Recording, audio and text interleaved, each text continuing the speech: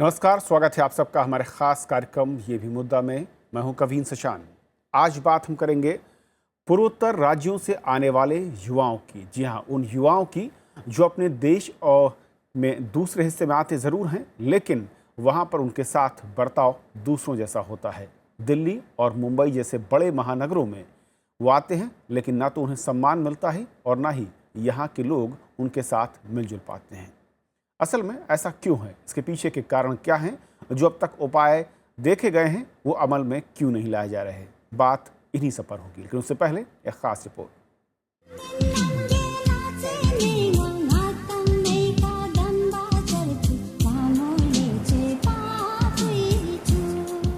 You look like a chinky. I would call you chinky. आप मुझे क्यों ऐसे बोल रहे हो बार बार? चाइनीज देखते तो मैं चाइनीज बोलूँगा ना। आप जैसे बोलते हैं आप अपसेट क्यों फील हो रहे हैं यार? I just called you chinky.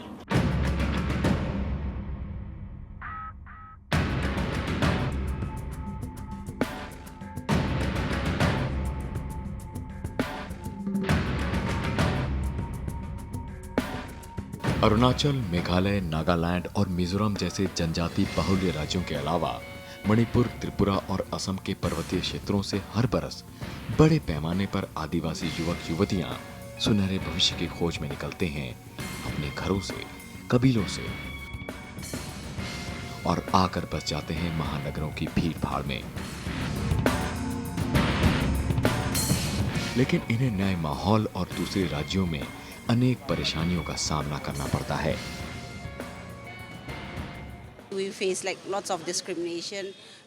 हमें बहुत भेदभाव का सामना करना पड़ता है।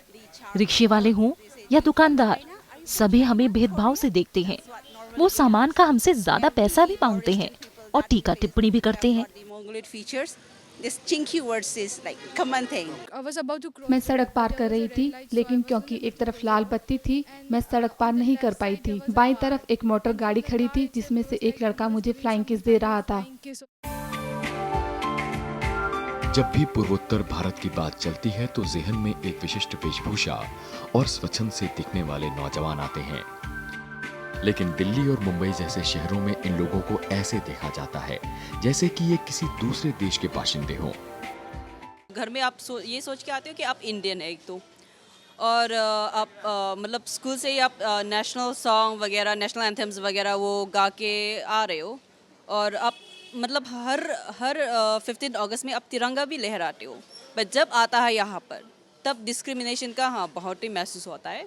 लोग जैसे कि स्कूल के बच्चे हो या कोई भी, मतलब आपको बुलाना चालू कर देते हैं नेपाली वगैरह, चाइनीज़ वगैरह, तब थोड़ा होता है डिस्क्रिमिनेशन का फीलिंग। दिल्ली शहर जो आज भी आधुनिकता और पौराणिकता की जंग लड़ रहा है, जहाँ के समाज पर पुरुष प्रधान मानसिकता हावी है, वहाँ पर इन युवाओं को अपने ही देश में पराये की तरह जिंदगी से दो चार होना पड़ता है।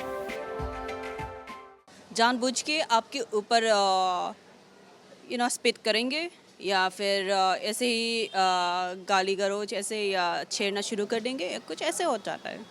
7 सिस्टर्स अर्थात 7 बहनों का संगम 250 से अधिक जातियों, जनजातियों और उपजातियों का निवास स्थल है। हर जाति समूह की अपनी विशिष्ट पहचान, वेशभूषा, बोली और खान पान है। कुछ नीतिगत कारणों से और कुछ विभिन्न जनजाति समूहों के आपसी संघर्ष के कारण इस क्षेत्र का न्यायोचित विकास नहीं हो पाया है, जिसकी वजह से स्वास्थ्य, शिक्षा और रोजगार के लिए बड़े पैमाने पर पलायन हो रहा है। There's disturbance in the region. Infrastructure is not developed as इन सब expected. समस्याओं का कारण है मूलभूत सुविधाओं का अभाव होना। मुझे लगता है ये सरकार की नाकामी है। Between tribes, between the communities, and also I think it's a failure of governance. हालांकि ये भी अचंभित करने वाली बात है कि इतने बड़े पैमाने पर पलायन हो रहा है। इनमें से अनेक जनजातियों ने धर्म परिवर्तन भी कर लिया है, पर जब बात आती है अपने कबीलाई पहचान की, तो ये लोग इस पहचान को छोड़ने को हरगिज तैयार नहीं होते हैं। We don't look like the rest of the Indians, so usually they treat us like foreigners. जब हम ग्रुप में रहते हैं तो हम सिक्योर फील करते हैं। शायद इसी विशिष्ट पहचान और कबीलाई समूहों में रहने की इनकी आदत ही इन लोगों को अन्य लोगों से मेलजोल बढ़ाने में बाधा उत्पन्न करती है। और यहीं से शुरू होता है एक नए तरीके का संघर्ष। There was a clear incidence of racial discrimination जहाँ पे उन लोगों को ये पूछ के मारा गया था कि वो लोग मणिपुर से है। तो हम लोगों ने पूरी रात जनकपुरी में एक पुलिस स्टेशन में हम लोगों ने टाइम स्पेंड किया FIR करने के लिए बस, और वहाँ के कंस्टेबल्स का जो बर्ताव था वो देखने भी लायक नहीं था। जिसकी परिणति होती है नीडो तानिया नामक युवक की दुर्भाग्यपूर्ण हत्या में। प्रेम बहुखंडी, राज्यसभा टेलीविजन।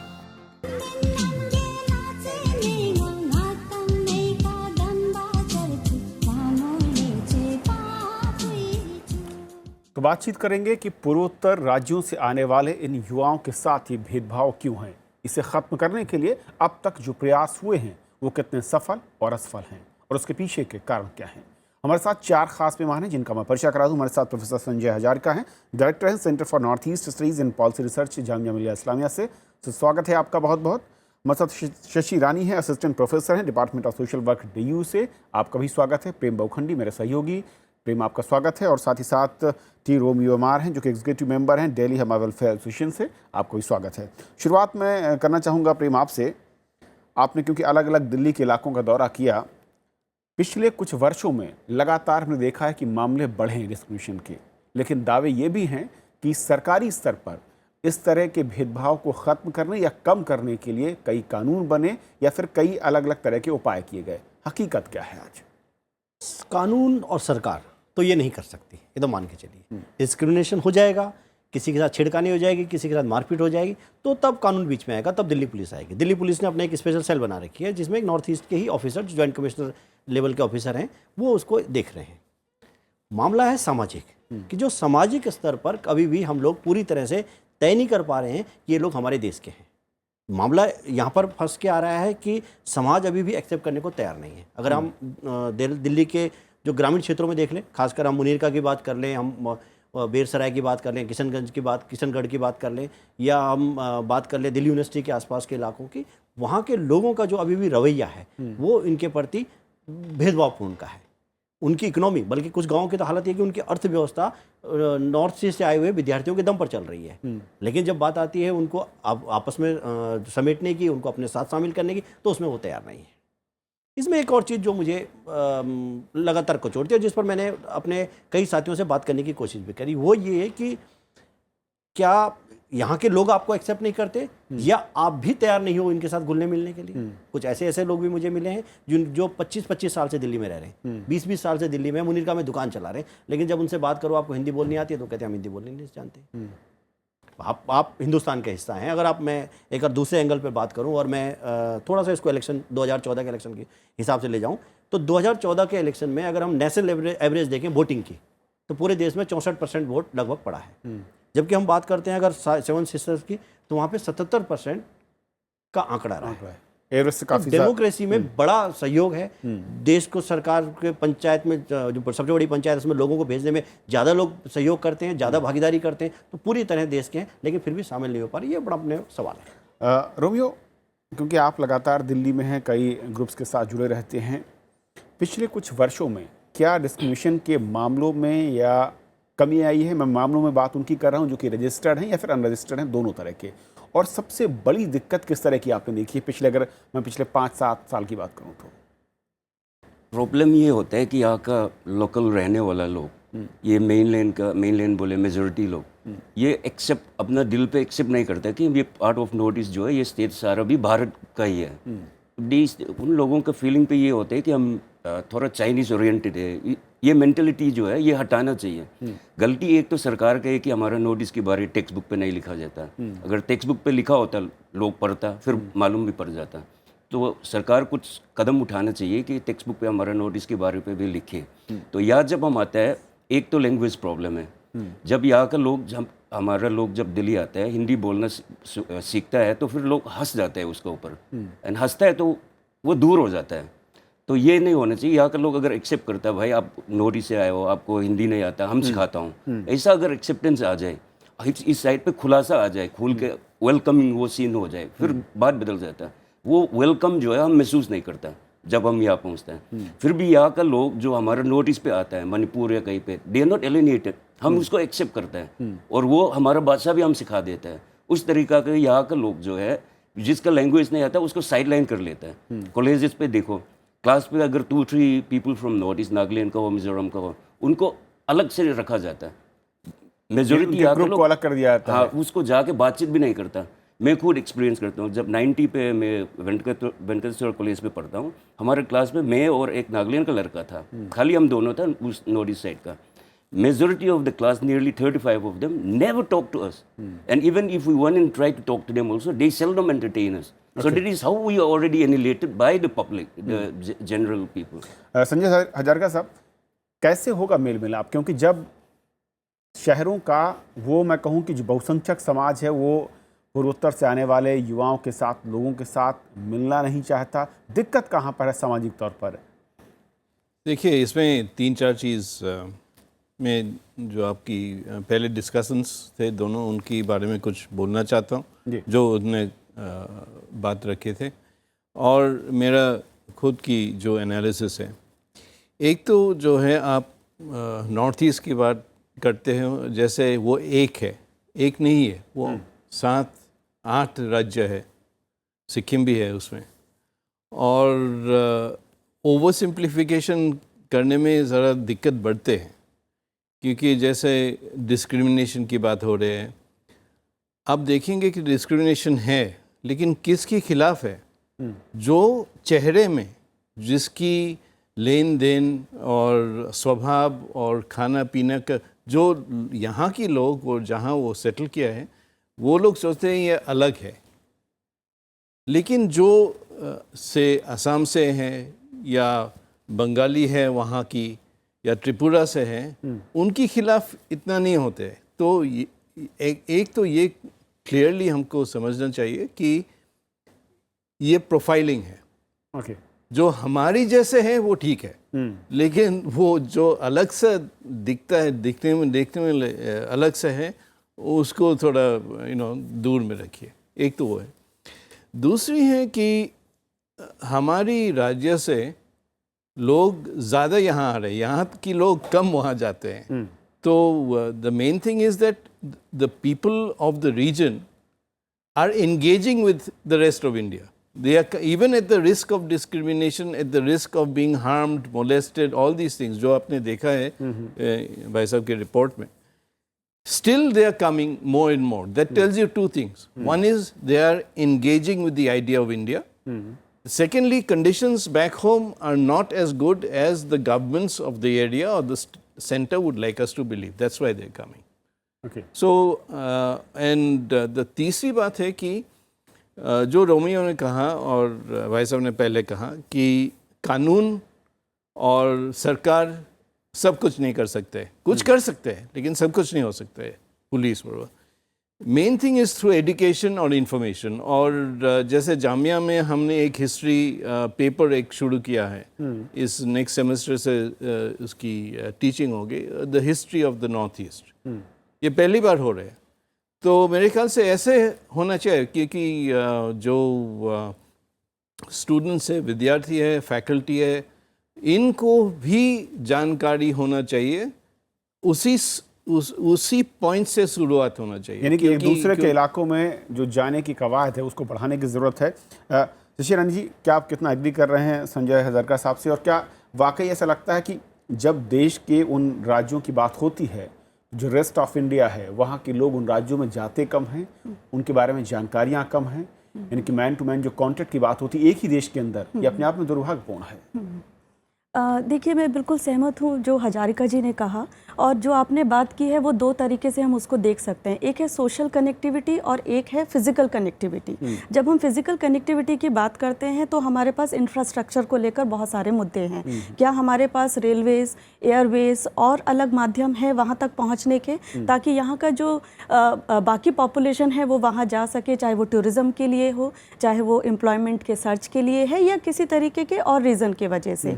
सो ये इंफ्रास्ट्रक्चर का मामला है, और ये मुझे लगता है कि एक देश को इस बारे में सोचना पड़ेगा अगर हम एक फिजिकल कनेक्टिविटी को कम, जो गैप्स हैं उनको कम करना चाहें और हम दोनों की तरफ से मेल मिलाप बढ़ाना चाहें।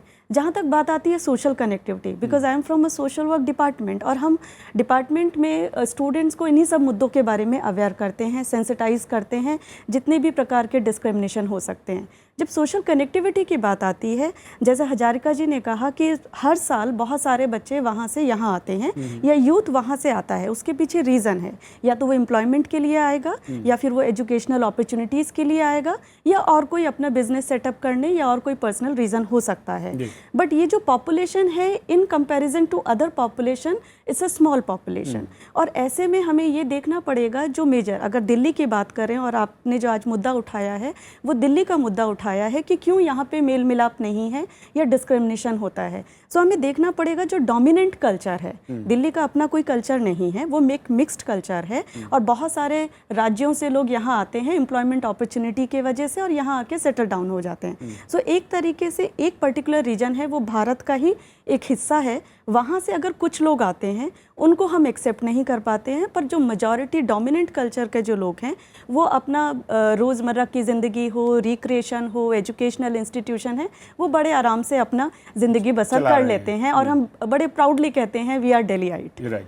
प्रेम, क्या वाकई ये भी एक रीज़न है कि अगर मैं एजुकेशन के लिहाज से देखूं, पूरे अगर देश की बात करूं, वहाँ पर पूर्वोत्तर के बारे में बहुत ज़्यादा जानकारियाँ नहीं दी जाती, छोटे बच्चों से लेकर बड़े होने तक स्कूल में, करिकुलम में ऐसी कोई जानकारी नहीं है, यहाँ के बच्चों को कभी उन इलाकों में ले नहीं जाया जाता। बहुत कुछ, मैं कहूँ कि महज 2 या 4% लोग होंगे शायद जो कोई टूरिज़्म के लिहाज से उन इलाकों का दौरा करते हैं। शायद एक बड़ा वजह यही है कि जो लाइन है वो कटी हुई है।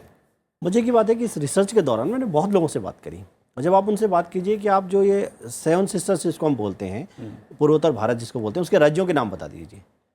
कईयों को उनके राज्यों के नाम नहीं पता थे। ये मैं बात कर रहा हूँ एजुकेटेड लोगों के, ये मैं बात कर रहा हूँ उन लोगों की जो पढ़े लिखे यूनिवर्सिटीज़ में हैं, जर्नलिज्म में हैं, कुछ ऐसे लोगों से भी मैंने बात करी और समाज में बात करी।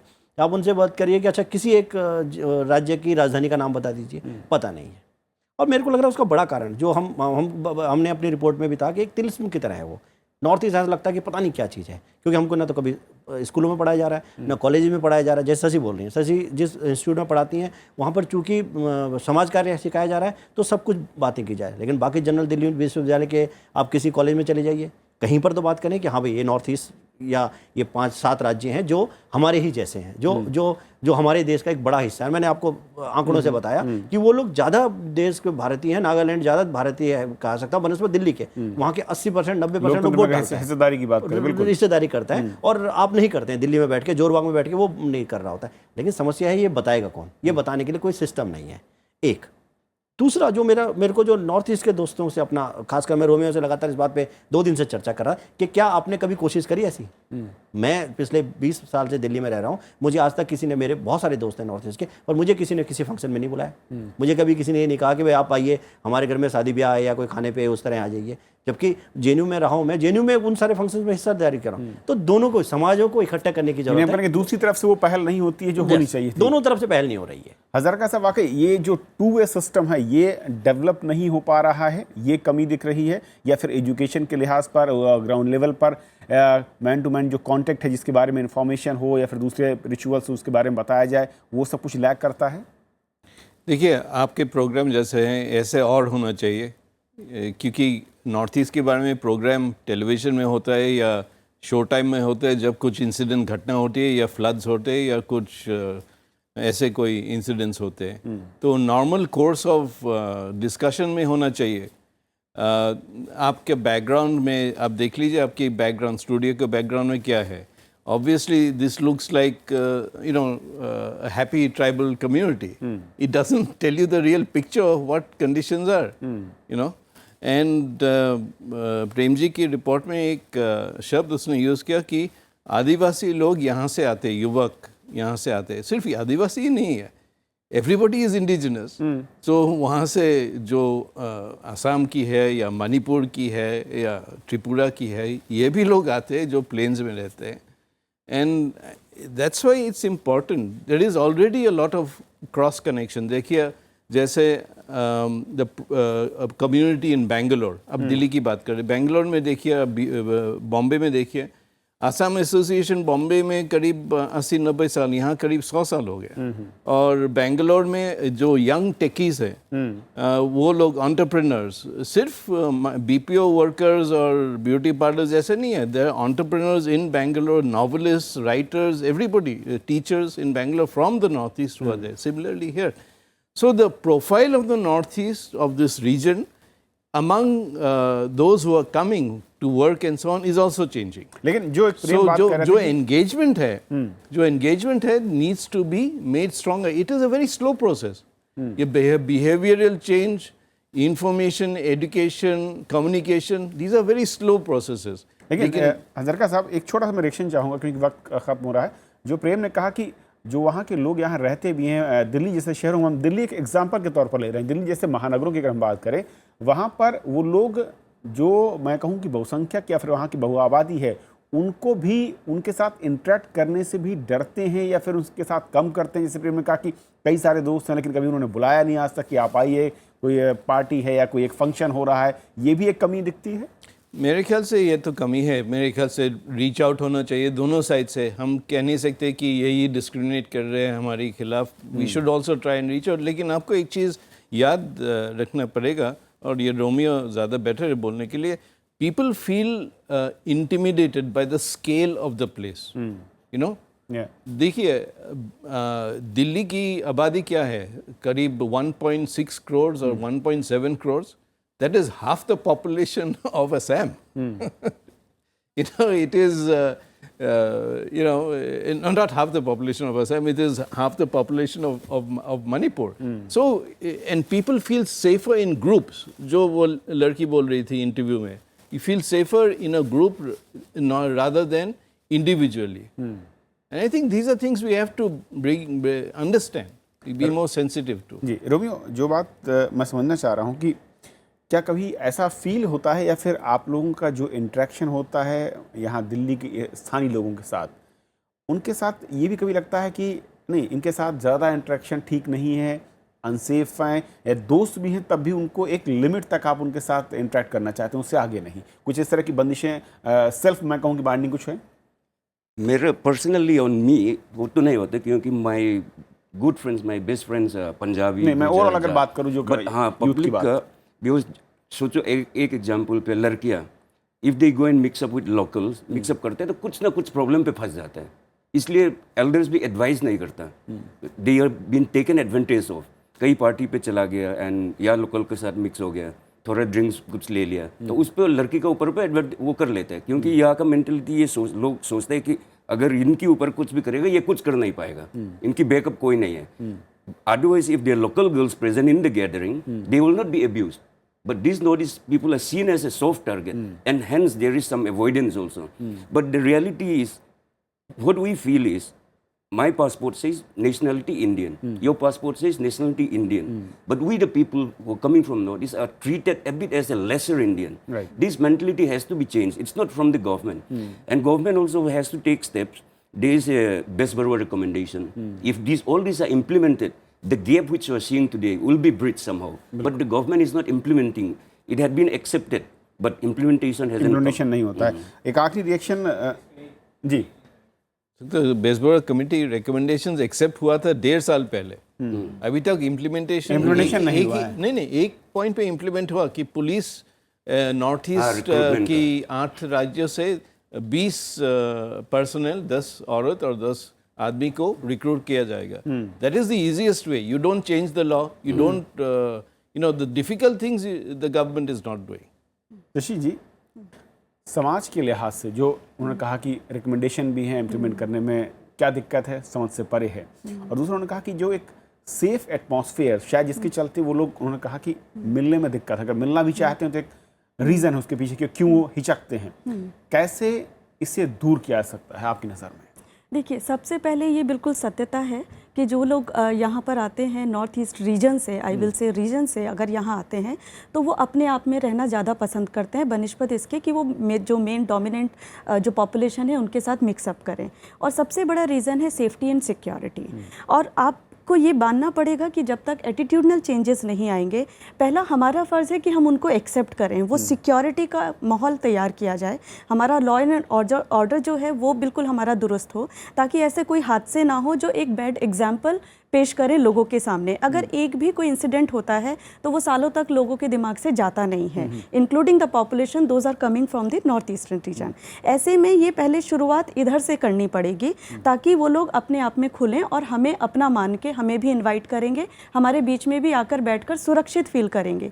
क्या वजह है कि दूसरे राज्यों से जो लोग आते हैं दिल्ली में, उनके साथ ऐसी असुरक्षा की भावना नहीं होती है। कोई महाराष्ट्र से आता है, गुजरात से आता है, राजस्थान से आता है, वो अपनी एक क्लोज्ड कम्युनिटी नहीं बनाते हैं। रीज़न यही है क्योंकि जिस तरीके का पहनावा है या जिस तरीके का फेशियल जो वो कहा जाए बनावट रूप है, बनावट है, है, उसको सीधा टारगेट किया जाता है और उसके ऊपर टिप्पणियां भी होती हैं, जो टिप्पणियां बहुत अच्छी टिप्पणियां तो नहीं हैं। और हमने देखा है अभी बहुत स्टूडेंट से जो आपने इंटरव्यू किया है, बहुत सड़क पे चलते चलते उनको बहुत गलत तरीके से अब्यूज़ किया जाता है, वर्बल अब्यूज़ होता है। और ऐसे में वो कोई मौका नहीं, कोई भी नहीं छोड़ना चाहेगा कि वो अपने आप को एक्सपोज करे कोई ऐसे रिस्क जोन में जहां पे उसके साथ कोई हादसा हुआ। बिल्कुल बहुत अहम है, लेकिन जो बात निकल कर आ रही है कि समाज यानी सोसाइटी के स्तर पर बदलने की ज़रूरत है। अगर ये बदलाव नहीं हुआ, ये दूरी बढ़ सकती है जो बेहद ख़तरनाक होगी एक देश के लिहाज से। और सरकारों के स्तर पर ज़रूरत है उन नियमों को अमल में लाने की जो कि इन लोगों के हितों के लिए आपकी रिकमेंडेशन में कहे गए हैं, उन कदमों पर आगे बढ़ने की। बहुत बहुत शुक्रिया आप चारों मेहमानों का हमारे साथ इस अहम चर्चा में जुड़ने के लिए। हमारे आज के इस खास कार्यक्रम में फिलहाल इतना ही। नमस्कार।